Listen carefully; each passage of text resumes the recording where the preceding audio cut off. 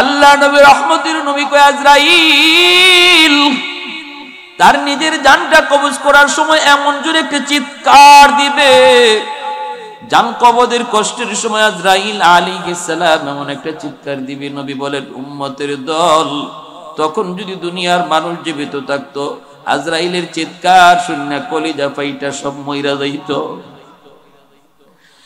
এরপরে আর কেউ নাই, কেউ নাই। আল্লাহ পাক ঘোষণা দিবেন আইনাল মুলুক আইনাল জাব্বারুন আইনাল মুতাকাব্বিরুন।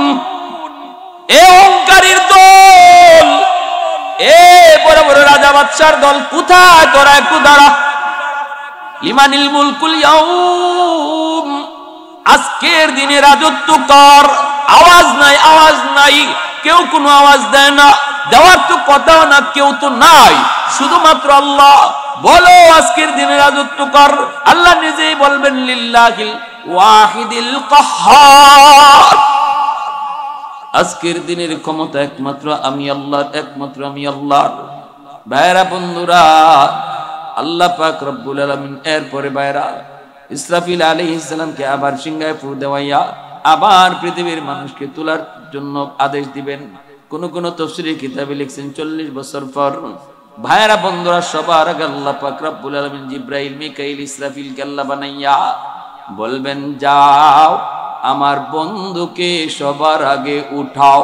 জিবরাইল বলবে মালিক তামাম দুনিয়া সমতল জায়গা হয়ে গেছে গো, কোথায় তোমার বন্ধু শুয়ে আছে জানি না, কেমনে চিনব? আল্লাহ কই জিবরাইল রে যা, জমিনের যেই জায়গা থেকে আসমান পর্যন্ত একটা নূর দেখবা, বুঝবা ওখানেই আমার হাবিবের রওজা। বুরাক সাথে লইয়া জিবরাইল আমিন ওইখানে হাজির। আল্লাহ নবীকে ডাক দিবেন, নবী কবর থেকে তিনি তার রওজা থেকে উঠবেন, মাটিগুলি ঝাড়তে ঝাড়তে নবী উঠবেন। যেরকম সুবহানাল্লাহ। ওগো নবীজি, আল্লাহ পাক বুরাক পাঠায় দিছে, বিচার কাজ শুরু করার আগে আল্লাহ আপনাকে তার পাশে বসাইতে চায়। আল্লাহ বিচারকের আসনে বসবে, পাশেই আমার আপনার নবীরে বসায় রাখবে। মায়ার নবী দয়ার নবী কয় ভাই জিবরাইল, আমি বুরাকের পিঠে উঠবো না যতক্ষণ পর্যন্ত আমার উম্মত কোন হালে আছে এটা না জানবো। জিবরাইল আমিন মায়ার নবীকে কয় নবী গো, ওগো উম্মতের দরদি নবী, আপনার মতো এত দরদি নবী আমি জিবরাইল নিজে জীবনে দেখি নাই গো নবী। আজকে বুরাকের পিঠে উঠবেন তখন উম্মতের কথা ভাবেন, আল্লাহর সাথে মেরাজে দেখা করছেন সেখানে উম্মতের কথা ভাবছেন। ওগো নবী শুনেন, শুধুমাত্র আপনি একমাত্র মানব যাকে আল্লাহ পাক সবার আগে উঠাইতেছে, এর আগে কাউকে আল্লাহ এখনো উঠায় নাই। যেরকম সুবহানাল্লাহ। ভাইরা বন্ধুরা, জন্য বলতেছিলাম কিয়ামত হবে না যতক্ষণ পর্যন্ত জমিনে আল্লাহ বলার লোক থাকবে, ঠিক কিনা? আল্লাহ নবী রহমতের নবী বলেন ভাই জিবরাইল, আমার ইন্তেকালের পর তুমি কি জমিনে আর আসবা? জিবরাইল আমিন কই নবী গো আসবো, কিয়ামতের আগে আমি জমিনে আসবো। আল্লাহর কালাম যতদিন জমিনে থাকবে ততদিন কিয়ামত তো হবে না, কোরআনের আওয়াজ যতদিন চলবে কিয়ামত তো হবে না। এজন্য আমি কিয়ামতের আগে আসবো, আইসা কোরআনের কালো কালো হরফগুলি উঠায় নিব। বাংলার মুসলমান কোরআন শরীফ খুলবে, কইলা দেখবে হরফ নাই। ভারতের মুসলমান কোরআন খুলবে, কইলা দেখবে হরফ নাই, কালো কালো লেখা নাই। আরবে খবর লাগাবে, সেখানেও বলবে কোরআন আছে কিন্তু কোরআনের লেখা নাই, কোরআনের হরফ নাই। কেন? কারণ ওই জমানায় মানুষগুলি কোরআনের কদর ছেড়ে দিবে, কোরআনকে তারা ভুলে যাবে, ঘরে কোরআন তেলাওয়াত হবে না, মাদ্রাসাগুলো একে একে বন্ধ হয়ে যাবে, মানুষ ওয়াজ মাহফিল ছেড়ে দিবে, গান বাজনার আয়োজন চলবে, নর্তকী আনবে। এই ভাইয়েরা যখনই আল্লাহর কালামের কদর জমিনের মানুষ করবে না, তখনই আল্লাহ পাক বলবে জিবরাইল যাও আমার কোরআন থেকে আমি মাওলার কালাম আমার কথাগুলি উঠায় আনো। আল্লাহ পাকের ইশারায় কোরআনের হরফগুলি সব আল্লাহ পাক কুদরতি ভাবে উঠায় নিবে, তখনই দুনিয়ার হায়াত শেষ। তাহলে কোরআন যতদিন আছে ততদিন জমিন আছে, কোরআন যতদিন আছে ততদিন আমি আছি। আমি আছি। আল্লাহ আসমানি জমিনি গজব থেকে হেফাজত করবে, ঠিক না? ওয়া নুনাজ্জিলু মিনাল কুরআন মা হুয়া শিফাউন ওয়া রাহমা ওয়া রাহমাতুল লিল মুমিনিন।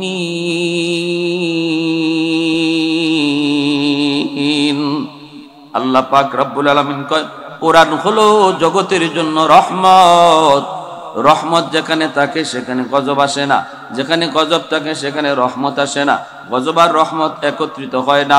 কোরআন যেখানে থাকে সেখানে রহমত আসে, গজব থাকে না।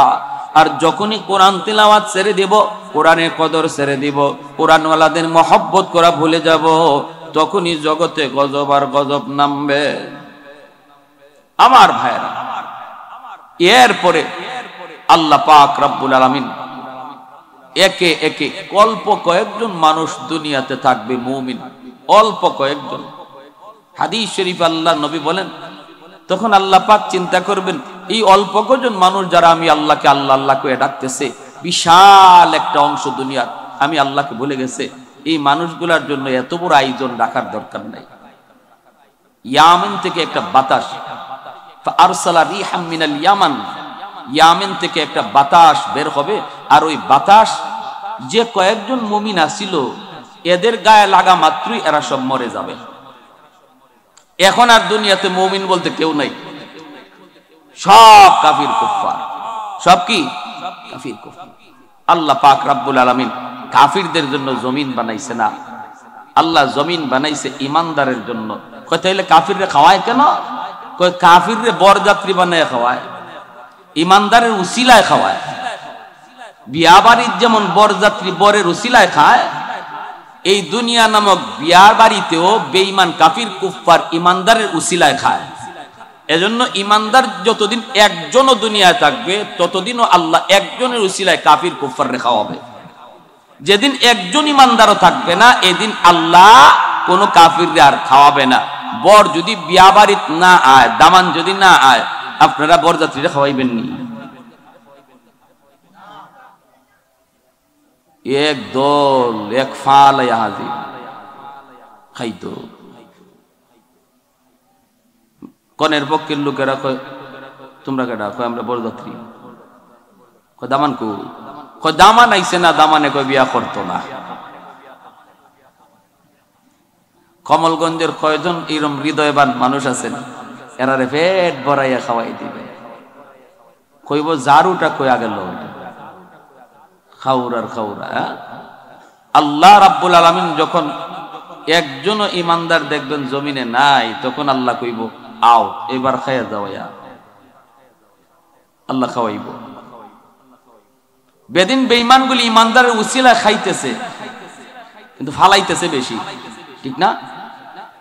বিয়া বাড়ি তো দেখবেন বরের উসিলায়, দামানদের উসিলায় বরযাত্রী খায়, কিন্তু ফালায় বেশি বরযাত্রী। দামান তো রুমাল মুখি দিয়া বসা, এক টুকরা দিলেও আছে, না দিলেও আছে, খাওয়াইলেও আছে, না খাওয়াইলেও আছে, লড়েও না, মাতেও না, মুতেও না। আর উতাল ফাতাল তুফান যা আছে সব বরযাত্রীরা গঠায়। লবণ কেল লাগি কম হইল, তেল কেল লাগি বেশি হইল, জাল কেল লাগে বেশি হইল, দুই একটা বর্তন ইবাই হিবাই উড়াইয়া ভাঙ্গে, দামান দেনা বরযাত্রীরা। হ্যাঁ, আপনাদের এলাকার আছে। এরপরে দেখবেন আমার এক দোস্ত, আমার কইতাম না, একটা ইচ্ছা কইতাম না, মনে পড়ছে কইমু।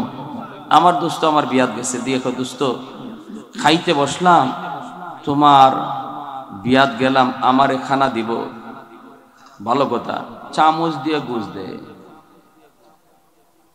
আমি কই চামচ দিয়ে গুজ দিত না তো কেমনে দিত? কই তুমি যে কিতা মাতো। আমি কইলাম তো এরপরে খেতেছে? কইলা কই এরপরে দিলাম একটা ঠাডে, একটা দমক। চিনো আমারে? আমারে চিনো? ওই যে রুমাল মুখে দিয়ে বয়ে রইছে, এই তোমার কিতা? ওই নেই কখনো ওই শুন না, তাই না আমার দুলাভাই হইবা। তোমার দুলাভাইয়ের ক্লোজ ফ্রেন্ড আমি, ক্লোজ, এক বিছনাত ঘুমাই, তুমি আমার চামচ দিয়ে গুজ দিবার আইছো। কত কেমনে দিতাম, কই চামচ হরাও বাটি ডাইলা দাও, অতও বুঝো না নি। তা আমি কইলাম দোস্ত, এরপরে কয় দিছে বাটি ডাইলা। আমি কই খাইছো নি? কই খাইছি। আমি আমার কই দোস্ত, কিন্তু তোমার পাশে আমার কষ্ট লাগছে, তোমারে কোনটা দেয় না। আমি বললাম তোমার কই? বললো আমার খুব কষ্ট লাগছে, আমি খাই আর তোমার পাশে চাই। আমি কই তোমার তো কষ্ট লাগছে, কিন্তু আমার তো কষ্ট লাগছে না, আমি ভিতরে ভিতরে খালি হাসি। খেল লাগে। আমি কই আমিও তোমার খানা দেখছি, তুমি যে খাইতাছো দুই হাত লাগাইয়া, আমিও দেখছি, কিন্তু আমি মনে মনে ভাবছি আর কই আর কি দোস্ত, খাইলাও তোমার খাওয়ান একদিন হই, তোমার খাওয়ান একদিন হই, কিন্তু আমার খাওয়ান আজকে থেকে এই বাড়ির শুরু হইব, আর শেষ নাই। মুরগা যেটা কক কক কয় এটাও আমার পেটে দেব, যেটা চিউ চিউ চিউ চিউ কইতেছে এটাও আমার লাগবে। এটা কেন বরযাত্রী হলদের কোনো আসেনি? এরা কপালো আছে নাই? এমনি আমি বললাম যে ঠিক আছে দোস্ত। এরপরে আমি কি করলাম, আমি এই জন্য আমি মনে কষ্ট নেই নাই, আমি কোনো কষ্ট পাইছি না। কারণ ইমানদার মুমিনের জন্য আল্লাহ পাক রব্বুল আলামিন এই দুনিয়াটারে বিয়াবাড়ি বানায় পাঠাইছে। আর বেদিন বেঈমান কাফির কুফাররে কইছে তোরা বরযাত্রী, ইমানদার হলো দামান। আর এটা হইলো বিয়ার একদিন। এই একদিন নামক দুনিয়ার হায়াতে বেদিন বেঈমানগুলি তোদের মন যা চায় তোরা খাইয়ালা, আর এরপরে তোদের খানা তোদের কপালে নাই। আর আমাদেরকে বলছে তোমরা দামানদের মতো রুমাল মুখে দিয়ে কম খাও, আজকে একদিন তোমাদের খাওয়ার দিন না। আজ তোমরা আইসো মালিকের সাথে সম্পর্ক তৈরি করার জন্য, এই বাড়ির মালিকের সাথে সম্পর্ক তৈরি হয়ে যাবে, এরপরে তোমার খানা শুরু হবে আর শেষ নাই, সেটা হবে জান্নাতের খানা। আর একটু জোরে কোন সুবহানাল্লাহ। এজন্য আমার ভাইয়ের বন্ধুরা, যুবক, বেদিন বেঈমান কাফির কুফার এরা হলো এই দুনিয়াতে ইমানদার মুমিনের জন্য এরা হলো বরযাত্রী, ইমানদার হলো বরদামান। একদিন আল্লাহ পাক রব্বুল আলামিন যখন দুনিয়াতে একজন ইমানদারও থাকবে না, একজন দামানও থাকবে না, অর্থাৎ দামান যখন থাকবে না আল্লাহ দুনিয়া রাখবে না, ইসরাফিল আলাইহিস সালামকে আল্লাহ বলবে সিংহায় ফু দাও। ইসরাফিল আলাইহিস সালাম সিংহায় ফু দিয়ে দিবেন। আল্লাহ পাক রব্বুল আলামিন পবিত্র কোরআনের বিভিন্ন জায়গায় এই বিষয়ে তিনি বলেছেন, ইদা ওয়াকাতিল ওয়াকিআ লাইসা লিওয়াকাতিহা কাযিবা। আল্লাহ বলেন যেদিন ঘটনা ঘটবে সেদিন এমন এক ঘটনা, এমন এক ঘন্টা, এমন এক আওয়াজ বাজবে, যেই আওয়াজ এটা মিথ্যা নয়, এটা এমন এক আওয়াজ উপরের মানুষকে নিচে নামাবে, নিচের মানুষকে উপরে তুলবে। ভাইয়েরা বন্ধুরা, এমন এক আওয়াজ, এমন এক আওয়াজ, ঘন্টা বলা হয় এমন এক ঘন্টা, যেই তাফসীরের কিতাবের ভিতরে মিসাল দিয়েছেন, ঘরের ভিতরে আমি আপনি যদি খানার মধ্যে থাকি আর ওই অবস্থায় দরজায় যদি কেউ ঘন্টা বাজায়, ঘন্টা বাজায়, একজন মানুষ যেমন আওয়াজটা পাওয়া মাত্রই, কলিং বেলের আওয়াজটা পাওয়া মাত্রই তার খানা বন্ধ হয়ে যায়, মুহূর্তের জন্য খানা যেখানে হাত ছিল ওখানেই থেকে যায়। কে দরজার সামনে আওয়াজ করলো, কে দরজায় নক করলো, ঠিক তেমনি ভাবে আল্লাহ পাক রব্বুল আলামিন বুঝাইতে চান, আমার ইসরাফিল যেদিন সিংহায় ফু দিবে ওই দিন দুনিয়ার প্রতিটা মানুষ যার যার কাজ বন্ধ হয়ে যাবে, যে যেখানে আছে সেখানে দাঁড়ায় যাবে। ঘর থেকে বের হয়েছে, মা সন্তানকে নিয়ে স্কুলে যাবে, মাদ্রাসায় যাবে, এক পা ভিতরে এক পা বাহিরে, ওই অবস্থায় মার পাটা থেমে যাবে। চিরুনি দিয়া কেউ মাথা আশ্রাইতেছে, আল্লাহর গোলাম চিরুনিটা এখনো চুলে শেষ প্রান্তে যায় নাই, মাত্র শুরু কইরা মাঝামাঝি গেছে, ওখানেই তার চিরুনিটা আটকে যাবে। আয়নার সামনে দাঁড়া চেহারা দেখতেছে, আর চেহারা ওখানেই তার আটকে থাকবে। এমন একটা আওয়াজ, এমন একটা আওয়াজ, ভাইরা বন্ধুরা, আমাদের পরিধি বাড়তে থাকবে, জমিনে কম্পন শুরু হবে, ভূমিকম্প শুরু হবে। এমন এক ভূমিকম্প, 7.9 মাত্রার ভূমিকম্পে যদি তুরস্ক ধ্বংসস্তূপে পরিণত হয়ে যায়, ইসরাফিল আলাইহিস সালামের সিংহার ফুতে ওই দিন 7 মাত্রার ভূমিকম্প না, 100 মাত্রার ভূমিকম্প হবে। 100 মাত্রার ভূমিকম্প যদি জমিনে আল্লাহ ঘটায় দেয় রে গোলাপ, তাহলে বলো জমিনের কি হালত হবে? মাত্র 7 মাত্রার ভূমিকম্প আর 8 মাত্রার ভূমিকম্পে যদি এই হালত হয়, 100 মাত্রার ভূমিকম্প যেদিন কিয়ামতের দিন ঘটবে, ওই দিন দুনিয়ার হালতটা কি হবে? জোরে কোন সুবহানাল্লাহ। ইয়া আইয়ুহান নাসু তাকু রাব্বাকুম ইন্না জালজালাতাস সাআতি শাইউন আযীম। ওই ভূমিকম্পটারে, ওই জাগনিটাকে আল্লাহ পাক আযীম বলেছেন। আল্লাহ পাক সব জিনিসে আযীম বলে না। আল্লাহ যেখানে আযীম বলেন, বড় বড় যেখানে বলেন, সেটা কত বড়। আল্লাহ কত বড়, তিনি যদি কোন জিনিসকে বড় কয়, এটা কত বড়। সুবহানাল্লাহ। কোটি কোটি টাকার মালিক যে, তার কাছে লক্ষ টাকা 1 টাকা 2 টাকার মতো। কোটি কোটি টাকার মালিক 1 লক্ষ 2 লক্ষ টাকার 1 লক্ষ কয় না কয় 1 টাকা 2 টাকা।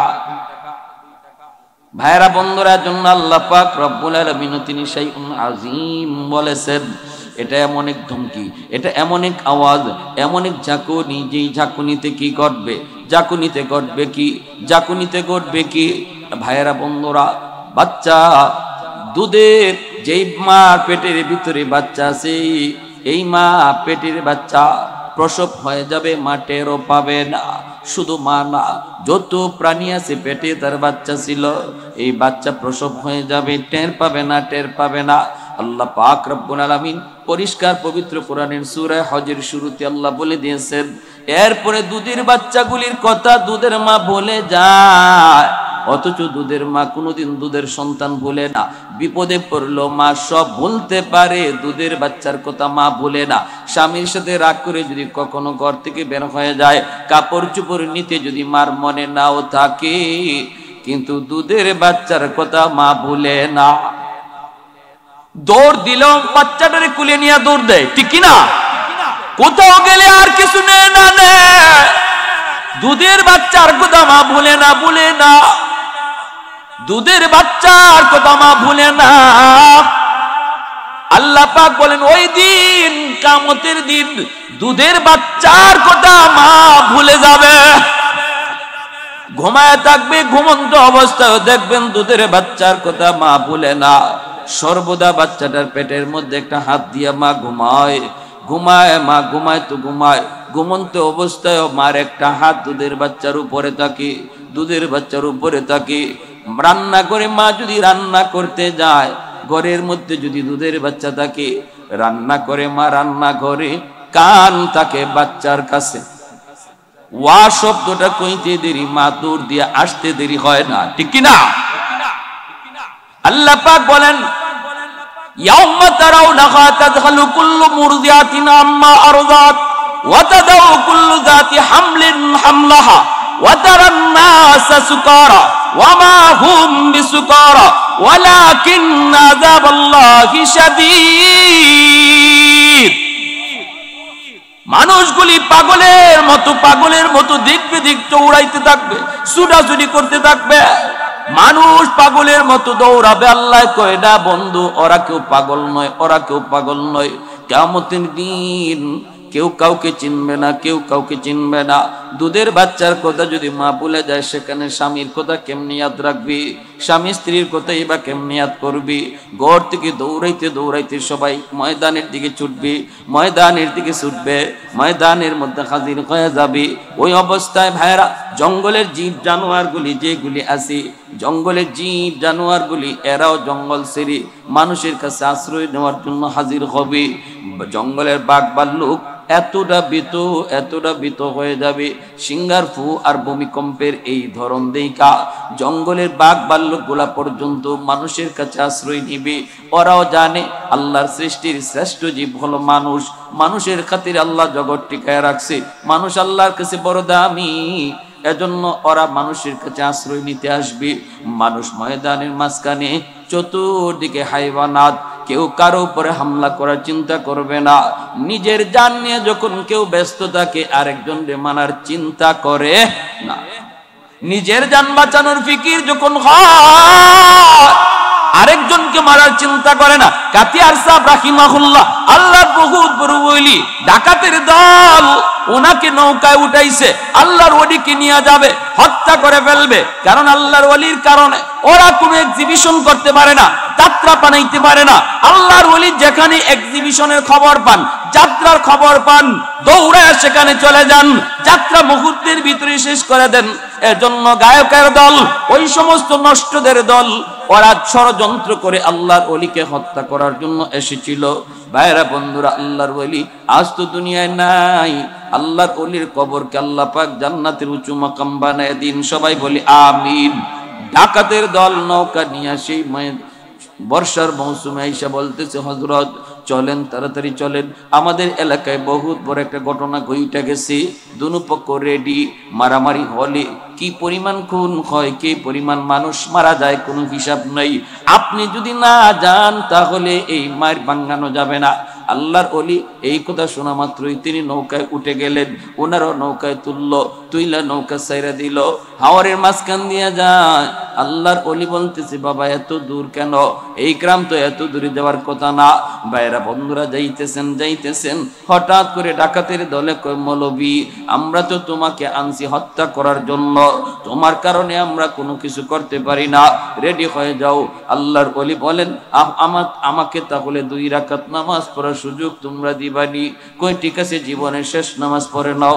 শাইখে কাতিয়া রাহিমাহুল্লাহ তিনি 2 রাকাত নামাজে নৌকায় দাঁড়ায় গেলেন। আল্লাহর পক্ষ থেকে সাহায্য নেমে আসলো, এমন ঝড় এমন তুফান শুরু হয়ে গেল। এখন তো নৌকা বাঁচানো দায়, নৌকা যদি এই হাওরের মাঝখানে ডুবে কেউ বাঁচবে না। আল্লাহর ওলিকে ওরা মারতে আনছে ডাকাতের দল, তারা চিন্তা করে এখন মৌলবীরে মারবো পরে, আগে তো নিজের জান বাঁচাইতে হবে, ঠিক না? নিজের জান বাঁচাইবার ফিকির থাকলে আরেকজনকে মারার চিন্তা মাথায় থাকে না। আগে নৌকা সামলাও, আগে নৌকা সামলাও, ডুবে যাওয়া থেকে বাঁচাও, তারপরে মৌলবী দেখবো। নৌকা সামলানোর কাজে ব্যস্ত, আর আল্লাহর সাহায্য এমন নামলো, অল্প সময়ের ভিতরে হাওরের মাঝখান থেকে নৌকা কেমন করে জানি সুনামগঞ্জ পুলিশের থানার ঘাটে দেয়া লাগলো। এত রাত টর্চ মাইরা পুলিশ গুলি আসলো, আইসা দেখে কাতিয়ার সাহেব রাহিমাহুল্লাহ তিনি। ডাকাতের দল বুঝতে পারছি, হাই এটা কি ঘটলো, আমরা আসলাম কোথায়, এখন আইলাম কোথায়, এত কম সময়ে কেমনে আসলাম? বাঁচাইছে কে? আর একটু জোরের মালিকের নাম। বাঁচানোর মালিক কে? আল্লাহ যারে বাঁচায় কেউ তারে মারতে পারে না, আর আল্লাহ যারে ধরে কেউ তারে সারাইতে পারে না। বেহুশ হইও না, হুশ রাখো। ধরা আসেনি না নাই? ইন্না বাতশা রাব্বিকা লাশাদীদ, আল্লাহর ধরা বড় কঠিন ধরা। আল্লাহ যখন ধরে ছাড়ে না, ধরার আগে সুযোগ দেয়, বুদ্ধিমান সুযোগটারে কাজে লাগায়, আর নির্বোধের দল সুযোগটা বুঝে না, ধরা খায়। উলামায়ে কেরাম এ জাতির কখনো দুশমন নয়, উলামায়ে কেরাম সর্বদা জাতির বন্ধু।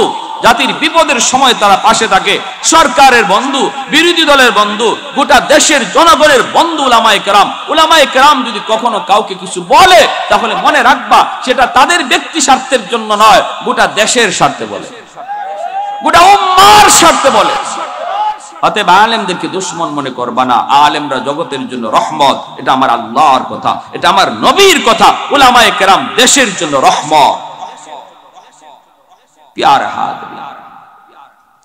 হুজুর, আপনি ডাকাতের দল, হুজুরের ফাও দূরে পড়ে, হুজুর চিনি নাই, হুজুর বুঝি নাই, মাপ চাই, জীবনে আর এমন অপরাধ করব না, হুজুর আমাদেরকে বাঁচানো। আল্লাহর ওলিরে যেই পুলিশটা কইছে, হুজুর এরা কেডা, তখন খাতিয়ার সাহেব কইতেছে, এরা আমার খাদিম। আর আমরা হইলে কইতাম, জিজ্ঞাস নিবে এটা দর তাড়াতাড়ি, দর। এই জন্যই আল্লাহর ওলিরা এক লোকে কয়, ইসমে আজম জানে এক লোকে আর কি, ইসমে আজম বুঝেননি, পাওয়ার। যে ইসমে আজম বলে আল্লাহ নামের উসিলায়, আল্লাহ নামের উসিলায় যে অসম্ভব কাজ সম্ভব করতে পারে। এই ধরনের যোগ্যতা যার হাসিল হয়ে যায় তারে বলা হয় সে যে ইসমে আজমের মালিক। কেউ বলছেন আল্লাহ নামটাই ইসমে আজম, কেউ বলছেন ইয়া হাইয়্যু ইয়া কাইয়্যুম ইসমে আজম। তো ইসমে আজম জানেন এমন একজন আল্লাহর ওলির কাছে এক ছাত্র এক হুজুর আমারে আপনি এই সবকটা শিখাইনি, আপনি যেটা হারেন। বলি কোনটা? বলি যে অসম্ভবের সম্ভব বানাইয়া দেন। তো কথিতে যাও তুমি ওই 3 রাস্তার মুখে একটু দাঁড়াই থেকে আজকে সারাদিন কিতা দেখবাই, সব দেখিয়াই আমারে জানাইও, এরপরে তোমারে আমি এই সবকটা দিব, তোমার এটা শিখাই দিব। এইখানে দাঁড়াইছে, দাঁড়ায় দেখে এক লোক বুড়া লোক, এরকম ভাবে একটা বোঝা লই আইতেছে।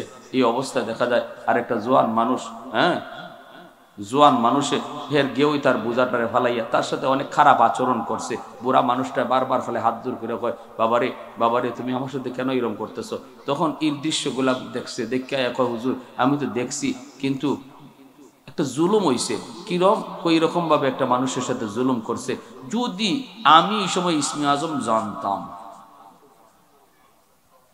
যে একটা জুলুম করছে, এর কই না যে ফালাইলাম না। এমনি আল্লাহর ওলি কয় তোমার তো দেখকে অত জুসুটি গেছি গা, তুমি হেরে মাইরে ফেলাইতা। কিন্তু যে বুড়া মানুষটার সাথে এ খারাপ আচরণটা করছে আর ইনি হাত জোর করে মাফ চাইতেছে, ওই বুড়া মানুষটা হইল আমার ইসমে আজমের উস্তাদ। বুঝুননি আপনারা বলতে? তোমার তো এখান থেকে গিয়া রাগ উঠে গেছে, গুসা উঠে গেছে, এজন্য তোমার মতো মানুষ ইসমে আজম দেওয়ান যাইত না। দিলে যে কারে কোন ভাই তুমি গাঙ্গ ফালাইবাই এটা হিসাব নাই। কিন্তু যেই মানুষটা কষ্ট পাইছে ইনি ইসমে আজমের উস্তাদ আমার, উনি যদি খালি একটু আল্লাহর কাছে চাইতো আর একটু ইশারা দিত তো এ ধুলিসাৎ হয়ে যেত। কিন্তু এরপরে ইনি এই অস্ত্রটা ব্যবহার করে না, হজম করছে। যার ইসমে আজম হজম করার ক্ষমতা আছে আল্লাহ তারই এটা দেয়। বুঝে আসছে? এজন্য খাতিয়ার সাহেব রাহিমাহুল্লাহকে এর আমার খাদিম, এই 3 জন মানুষ সারা জীবন হুজুর যতদিন জীবিত ছিলেন হুজুরের খাদেম হয়েছিল, কিন্তু এরা কারা কেউ জানতো না। হুজুর ইন্তেকালের পরে এই ঘটনা এরাই প্রকাশ করছে। প্যারে হাজিরিন, এজন্য বলতেছিলাম যার মরার নিজেরই মরার চিন্তা আছে, আরেকজনকে মারবো কেমনে? বাঘ ভাল্লুক গুলা মানুষকে এইভাবে বের দিয়ে বসা থাকবে কিয়ামতের দিন সমতল মাঠের মধ্যে। যেই বাঘে মানুষ দেখলে কলিজা খায়, রক্ত খায়, এই বাঘ এই সময় বেবুতাল্লাহ খান বয়ে রয়েছে আর আল্লাহর কাছে কিছু, আল্লাহ বাঁচাও বাঁচাও বাঁচাও। মানুষও মাঝখানে আর সমস্ত হাইওয়ানাত গুলা চতুর্দিকে, কেউ কারো উপরে হামলা করার কোনো চিন্তা নাই, একটাই কথা সে। এই অবস্থায় আমার ভাইরা বন্ধুরা মানুষরা দেখবে হায় হায় জমিন তো জমিনের নিচের যে অংশ এই অংশগুলি উপরে উঠায় দিতেছে। ওয়া আখরাজাতিল আরদু আসকালাহা, জমিনের ভিতরে আল্লাহ পাক বলেন যা আছে ওইগুলা একে একে উপরে উঠতে থাকবে। খনিজ সম্পদগুলি উপরে উঠতে থাকবে, স্বর্ণের খনি স্বর্ণ উপরে উঠবে, রূপার খনি রূপা উপরে উঠতে থাকবে। এইভাবে জমিনের নিচের সম্পদগুলি উপরে উঠতে থাকবে। মানুষগুলি জিজ্ঞেস করবে রে জমিন তোর কি হলো, কেন তুমি এমন করো, কেন তুমি এমন করো? জমিনের জবান আল্লাহ খুলে দিবে। জোরে বলি সুবহানাল্লাহ, আরেকটু জোরে বলি সুবহানাল্লাহ। ওয়া ক্বালাল আরদু ইযা যুলজিলাতিল আরদু জিলজালাহা ওয়া আখরাজাতিল আরদু আসকালাহা ওয়া ক্বালাল ইনসানু মা লাহা ইয়াওমা ইযিন তুহাদ্দিসু আখবারাহা বিআন্না রাব্বাকা আওহা লাহা। ও ভাইরা বন্ধুরা, ওই অবস্থায় জমিনের জবান আল্লাহ খুলে দিবে আর জমিন বলবে রে জালেমের দল, আর আর আমার সাথে তোরা কথা বলো, তোদের কি ভয় করে না? তোদের কি ভয় করে না? ভয় করে না? তোদের জন্যই তো আমি জমিনের এই হালত, তোদের জন্যই তো জমিনের এই হালত। ভাইরা বন্ধুরা, জমিন তো প্রতিদিন আল্লাহর কাছে আবদার করে, মালিক অনুমতি দাও আমি জমিন কম্পন শুরু করি, ভূমিকম্প দেই, সবগুলারে গেলে ফেলি। আলা কুল্লা ইয়াউমিন ওয়াল আরদু ইস্তাজিলু রাব্বাহু, জমিন প্রতিদিন আল্লাহর কাছে আবদার করতেছে জমিন ফেটে যাওয়ার জন্য। কেন? আবতালিউ ইবনা আদম ফি কারি লিআন্নাহুম ইয়ারযুকু বিরিজকিকা ওয়া ইয়াসিকা ওয়া ইয়াতাকাল্লামু বিলিসানিকা ওয়া ইয়াসিকা ওয়া ইয়ারজুলু বিরিজলাইকা ওয়া ইয়াসিকা ওয়া ইয়াবদুশু বিয়াদাইকা ওয়া ইয়াসিকা। আল্লাহ তোমার দেওয়া জবান দিয়া তোমার নাফরমানি করে, তোমার দেওয়া হাত দিয়া তোমার নাফরমানি করে, তোমার দেওয়া চোখ দিয়া তোমার নাফরমানি করে, আল্লাহ তোমার দেওয়া পা দিয়া তোমার নাফরমানি করে। আসবিরু ইলা মাতা আসবিরু মালিক, আমি জমিন আর কতকাল সহ্য করব, আর কতকাল আমি জমিনে গুনাহ দেখব, জমিনের ভিতরে যেই অন্যায় হইতেছে, যেই জুলুম হইতেছে, মালিক আর কতকাল আমি দেখব, কতকাল সইব। আল্লাহ একটু অনুমতি দাও, আমি সবগুলি জালিমকে গিলে ফেলি, আমি আমার পেটে নিয়ে নেই। তুরস্কের বড় বড় 7 তলা 8 তলা বিল্ডিং যেমন ভাবে জমিন গিলে ফেলেছে, এইভাবে প্রতিনিয়ত জমিনে আবতার করে আল্লাহ অনুমতি দাও, জালিমগুলির আমি গিলে ফেলি। আসবিরু ইলা মাতা আসবিরু, ধৈর্য ধরব, কতকাল আমি ধৈর্য ধরব, আর তো সহ্য হয় না।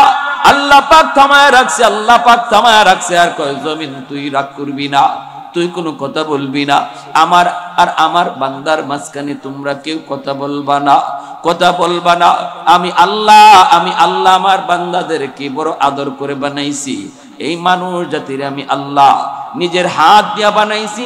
আসমান আল্লাহ বানাইছেন কুন ফায়াকুন বইলা, জমিন আল্লাহ বানাইছেন কুন ফায়াকুন বইলা, সাগর মহাসাগর আল্লাহ বানাইছেন কুন ফায়াকুন বইলা। কিন্তু মানুষকে আল্লাহ কুন ফায়াকুন বইলা বানাই নাই। খালাকতু বিয়াদাইয়া, আল্লাহ বলে আমার নিজের হাত দিয়া বানাইছি। কারণ এই চেহারার মধ্যে এত দামি কপাল, এই কপাল দিয়া বান্দা আমার কুদরতি কদমে সেজদা দেয়, এই কপাল দিয়া বান্দা আমার কুদরতি কদমে সেজদা দেয়। কখন কোন জায়গায় জানি আমার কোন বান্দা তওবা করে ফেলে চোখের পানি জড়ায়া, কোন মজলিসে যায় আর কোন আলেমের কথা শুই না দিলটা নরম করে জানি তওবা করে ফেলি। রাতে তওবা করলে আমি রাতে কবুল করি, দিনে তওবা করলো আমি দিনে কবুল করি, মানুষকে না শোনায় করলো আমি আল্লাহ কবুল করি। আল্লাহ পাক রব্বুল আলামিনের কাছে তওবা করতে এমপির কাছে যাইতে হয় না, চেয়ারম্যানের কাছে যাইতে হয় না, টাকা পয়সাও খরচ করতে হয় না। এখানে বসে বসে দিলে দিলে যদি আমরা কেউ কই মালিক যা অন্যায় করেছি আর করবো না, আল্লাহ আর গুনাহ করবো না, আমার মনের কথা কেউ শুনে নাই, কেউ শুনে নাই, কিন্তু মনের কথা শুনেছেন কে? মুহূর্তের ভিতরে আল্লাহ পাক আমার নাম গুনাহগারের তালিকা থেকে কাইটা আল্লাহর ওলির খাতায় নাম লিখে দেয়। তওবাকারী তওবা করার সাথে সাথে আল্লাহর ওলি হয়ে যায়, আল্লাহর ওলি, কারণ তার পিছনে কোনো গুনাহ থাকে না। আত্তাইবু মিনাজ যামবি কামান লা যামবা লা, কোনো গুনাহ তার পিছনে থাকে না, কোনো গুনাহ থাকে না। ফাউলাইকা ইউবাদদিলুল্লাহু সাইয়্যাতিহিম হাসানাত, আল্লাহ বলে তওবাকারীর তওবা কবুল কইরা আমি আল্লাহ তার পিছনের সব গুনাহকে নেকি দ্বারা বদলায়া দেই। এজন্য তওবাকারীর আমল নামায় গুনাহ থাকে না, শুধু তা না, নেকি যা আসিল এগুলা গুনাহের নেকি দিয়া বদলানির কারণে নেকি আরো বাইরে যায়, নেকি আরো বাইরে যায়। এজন্য আল্লাহ ইন্নাল্লাহা ইউহিব্বুত তাওয়াবিন ওয়া ইউহিব্বুল মুতাতাহহিরিন, মুতাতাহহিরিনের কথা পরে নিছেন, তাওয়াবিনের কথা আগে আনছেন। আল্লাহ মহব্বত করেন তাওয়াবিনকে, মুতাতাহহিরিনকে। কেন? মুতাতাহহিরিন তো যে কোনো গুনাহই করলো না, তার ভালোবাসার কথা পরে নিলেন। তাওয়াবিন তো যে গুনাহ করলো, তওবা করলো, তার ভালোবাসার কথা আগে নিয়ে আসলেন। সুবহানাল্লাহ, জোরে বলুন। প্যারে হাজিরিন, এজন্য বলি জমিন এরকম ভাবে বলবে, মানুষগুলি সব কলিজা ফেটে মারা যাবে, কিছুই থাকবে না, সবগুলি মারা যাবে। একে একে আসমান ফেটে পড়বে, আসমানগুলি কি হবে? সাগর মহাসাগরে পড়বে, নক্ষত্রগুলি খসে খসে পড়বে, সাগর মহাসাগরগুলি অগ্নিতে পরিণত হয়ে যাবে, পানি আর পানি থাকবে না। 3 ভাগের ভিতরে 2 ভাগই পানি আর 1 ভাগ খালি মাটি। বুঝেন, আমরা পানির উপরে বাসতেছি দুনিয়াটা, আর চতুর্দিকে খালি পানি, 2 ভাগই পানি। এই অবস্থায় পানির মধ্যে নক্ষত্রগুলা খসে খসে পড়বে, আর সাথে সাথে সাগরের পানি আগুন হয়ে যাবে। সুবহানাল্লাহ। এরপরে আল্লাহ পাক রব্বুল আলামিন সব শেষ করার পর আসমান ভেঙে যাবে, দ্বিতীয় আকাশ তৃতীয় আকাশ ভাঙবে, ফেরেশতাদেরকেও বলবে, জিব মালাকুল মউত আজরাইলকে, ফেরেশতাদের জান কবজ করো, ফেরেশতারাও শেষ। এরপর আল্লাহকে বলবে, আজরাইল কে আছে? আর আল্লাহ তোমার সম্মানিত 4 জন ফেরেশতা ছাড়া কেউ নাই। জিব্রাইল, মিকাইল, ইসরাফিল, আমি আজরাইল। আল্লাহ পাক বলে, রে আজরাইল, তুমি ওই তিনজনের জানও কবজ করে ফেলো। আজরাইল আলাইহিস সালাম জিব্রাইল, মিকাইল, ইসরাফিলের জানও কবজ করে ফেলবেন। এরপর আল্লাহ কইব, আজরাইল, আর কে বাকি আছে কও। মালাকুল মউত আজরাইল তখন কই, মালিক, নিচে তোমার গোলাম আজরাইল, উপরে তুমি মালিক, আর কেউ নাই। আল্লাহ বলবি, রে আজরাইল, নিজের জানটাও নিজে নিয়ে নাও। আল্লাহ নবী রহমতের নবী কয়, আজরাইল তার নিজের জানটা কবজ করার সময় এমন জোরে একটা চিৎকার দিবে, জান কবজের কষ্টের সময় আজরাইল আলাইহিস সালাম এমন একটা চিৎকার দিবে, নবী বলেন, উম্মতের দল, তখন যদি দুনিয়ার মানুষ জীবিত থাকতো, আজরাইলের চিৎকার শুনে কলিজা ফাইটা সব মইরা যাইত। এরপরে আর কেউ নাই, কেউ নাই। আল্লাহ পাক ঘোষণা দিবেন, আইনাল মুলুক, আইনাল জাব্বারুন, আইনাল মুতাকাব্বিরুন। এ অহংকারীর দল, এ বড় বড় রাজা বাদশার দল, কোথায় তোরা? একটু দাঁড়া। লিমানিল মুলকুল ইয়াউম, আজকের দিনে রাজত্ব কর। আওয়াজ নাই, আওয়াজ নাই, কেউ কোনো আওয়াজ দেয় না, দেওয়ার তো কথাও না, কেউ তো নাই, শুধুমাত্র আল্লাহ। বলো, আজকের দিনে রাজত্ব কর। আল্লাহ নিজেই বলবেন, লিল্লাহিল ওয়াহিদিল কাহ্হার, আজকের দিনের ক্ষমতা একমাত্র আমি আল্লাহর, একমাত্র আমি আল্লাহর। ভাইরা, বন্ধুরা, আল্লাহ পাক রব্বুল আলামিন এরপরে ভাইরা ইসরাফিল আলাইহিস সালামকে আবার সিংহায় ফু দেওয়াইয়া আবার পৃথিবীর মানুষকে তোলার জন্য আদেশ দিবেন। কোন কোন তাফসীরের কিতাবে লিখছেন 40 বছর পর। ভাইরা, বন্ধুরা, সবার আগে আল্লাহ পাক রব্বুল আলামিন জিব্রাইল, মিকাইল, ইসরাফিলকে আল্লাহ বানাইয়া বলবেন, যাও আমার বন্ধুকে সবার আগে উঠাও। জিব্রাইল বলবে, মালিক, তামাম দুনিয়া সমতল জায়গা হয়ে গেছে গো, কোথায় তোমার বন্ধু শুয়ে আছে জানি না, কেমনে চিনব? আল্লাহ কই, জিব্রাইল রে, যা জমিনের যেই জায়গা থেকে আসমান পর্যন্ত একটা নূর দেখবা, বুঝবা ওখানেই আমার হাবিবের রওজা। বুরাক সাথে লইয়া জিব্রাইল আমিন ওইখানে হাজির।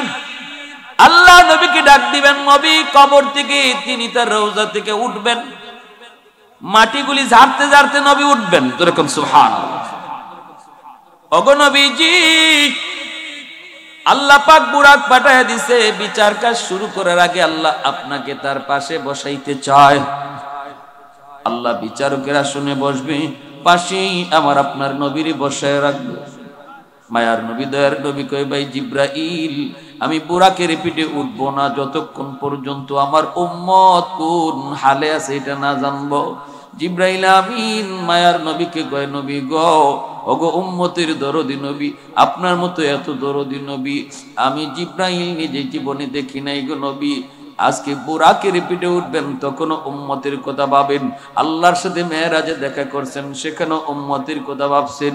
ওগো নবী শুনেন, শুধুমাত্র আপনি একমাত্র মানব যাকে আল্লাহ পাক সবার আগে উঠাইতেছে, এর আগে কাউকে আল্লাহ এখনো উঠায় নাই। যেরকম সুবহানাল্লাহ। ভাইরা, বন্ধুরা, এরপরে মায়ার নবীরে বসে আল্লাহ পাক বিচার কাজ শুরু করবে। সেদিন আল্লাহ পাকের কুদরতি কলিজায় 99 গুণ দয়া আর মায়া থাকবে। বিচারকের আসনে বসবে আল্লাহ, কিন্তু আল্লাহর কুদরতি কলিজায় ভালোবাসা থাকবে, দরদ থাকবে, মায়া থাকবে 99 ভাগ। ছোট্ট ছোট্ট উসিলায় আল্লাহ হাসরের মাঠে বহু বান্দা বান্দিরে মাফ করে দিবে। এর মাঝে একটা উসিলার কথা কইয়ে বয়ান শেষ দিচ্ছি। উসিলাটা আল্লাহ বলবে, বান্দারে তোরে আমি মাফ করতে চাই, একটা উসিলা দেখা তো দেখি, কোন একটা উসিলা আসেনি, তোরে মাফ করে দিব। দাকাইকুল আখবার নামক কিতাবে ইমাম গাজ্জালি রহমতুল্লাহি আলাইহি এই হাদিস কেন এনেছেন, তখন আল্লাহ নিজেই কইতেছে, কত তুই দুনিয়াতে কোনো একজন হক্কানি আলেমের মজলিসে বসছিলি কিনা, এই উসিলায় আমি তোরে মাফ করে দেব। কইব, না গো মালিক, মনে পড়ে না, মনে পড়ে না। আল্লাহ তখন বলবে, একজন হক্কানি আলেমের সাথে এক দস্তরখানায় বৈশা জীবনে খানা খাইছনি? কই, না গো মালিক, মনে পড়ে না। আল্লাহ তখন বলবে, এমন কোন ঘরে তুমি থাকছো কিনা যেই ঘরে আগে আলেম থাকতো? কয় না মনে পড়ে না। আল্লাহ তখনও বলবে বান্দারে দেখ, একটু খেয়াল করে দেখ, তোর কোন সন্তানের নাম কোন হক্কানি আলেমের নামে নাম রাখছো কিনা। এতটুকু ছিলাও যদি আমি আল্লাহ হাসুরের মাটি পাইরি বান্দা, আমি তোর গুনাহ মাফ করে দিমু। কয় না গো মালিক মনে পড়ে না। এইবার আল্লাহ ফেরেশতাদেরকে বলবেন, ফেরেশতারা ওরে জিগাও, দুনিয়াতে কোনো হক্কানি আলেমের সাথে সম্পর্ক তার প্রমাণিত হয় নাই, কিন্তু এমন কোন বন্ধু তার ছিল কিনা যেই বন্ধু আলেমদেরকে ভালোবাসতো। তখন কইব মালিক মনে পড়েছে, মনে পড়েছে, দুনিয়াতে আমার একজন বন্ধু ছিল, ওই বন্ধু আলেমদেরকে ভালোবাসতো, কলিজা দিয়ে ভালোবাসতো, মসজিদের ইমামকে মহব্বত করতো, মাদ্রাসার ছাত্র উস্তাদকে আমার দোস্ত বড় ভালোবাসতো, আমার কাছে আইসা মাঝে মাঝে গল্প করতো। আল্লাহ পাক রব্বুল আলামিন ফেরেশতাদেরকে বলবেন, ফেরেশতারা রে, আমার বান্দার সম্পর্ক ডাইরেক্ট প্রমাণিত হইছে না, কিন্তু ইনডাইরেক্ট প্রমাণিত হইছে। আমি আল্লাহ আজকে ওই সম্পর্কটাকেও উসিলা করে তার জন্য জান্নাতের ফয়সালা দিয়া দিলাম। আমার ভাইরা বন্ধুরা, এজন্য আসুন আমরা জমিনে যদি আল্লাহ পাকের রহমত নিয়ে বেঁচে থাকতে চাই, সুখে শান্তিতে থাকতে চাই, তাহলে আল্লাহ নামের আওয়াজ কমাইতে হবে না বাড়াইতে হবে? কমাইতে হবে না বাড়াইতে হবে? বাড়াইতে হবে। এজন্য সন্তানকে মাদ্রাসায় দেন, ঘরটারে ছোট ছোট মক্তব বানান, প্রতিটা মুসলমানের ঘরে মক্তব বানান। বাবা হইয়া সন্তানকে নিয়ে কায়দা নিয়ে বসেন, আম্পার লইয়া বসেন, নিজে কোরআন শরীফ লইয়া বসেন। কোরআনের যত বেশি আওয়াজ ঘরে বাজবে, কত উঠবে, সমাজে হবে, তত আল্লাহ জমিনে আর ঘরে রহমত নাজিল করবে, গজব থেকে আল্লাহ বাঁচাইয়া রাখবে।